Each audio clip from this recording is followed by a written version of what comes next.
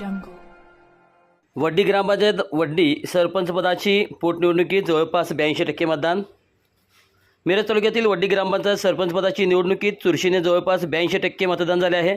जनसुराजी शक्ती पक्षाचे उमेदवार झाकीर उर्फ राजू वजीर तर भाजपा पुरस्कृत उमेदवार रुपाली मगदूम यांच्यात सरळ एकास एक अशी लढत होत असल्यामुळे मंगळवारी सकाळपासून या ठिकाणी अत्यंत चुरशीने शांततेत मतदान पार पडले.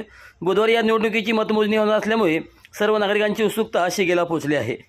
वड्डी ग्रामपंचायतच्या सरपंचपदावर यापूर्वी कुमारी यशोधनाराजे शिंदे निवडून आल्या होत्या. त्यांच्या राजीनाम्यानंतर ही पोटनिवडणूक जाहीर झाली होती. या निवडणुकीत झाकीर उर्फ राजू वजीर यांनी जनसुराजी शक्ती पक्षाकडून तर रुपाली मगदूम यांनी भाजपा पुरस्कृत असा उमेदवारी अर्ज दाखल केला आहे.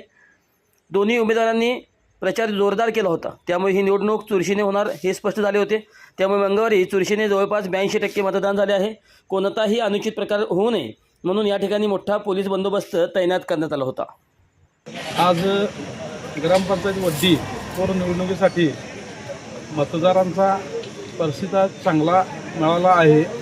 मी उमेदवार म्हणून त्या मतदारांचं स्वागत करतो की असल्या उन्हात देखील चांगल्या टक्क्यानं मतदान वाढवत आहेत.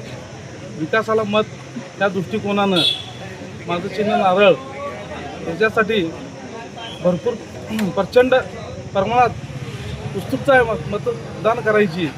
मतदारांची प्रतिसाद मला चांगला मिळालेला आहे. मी विजयाच्या वाटचालीकडे जात आहे आणि सर्व गावकऱ्यांचं मी आभार व्यक्त करतो की उद्या हे गुलाल आपलाच राहणार आहे.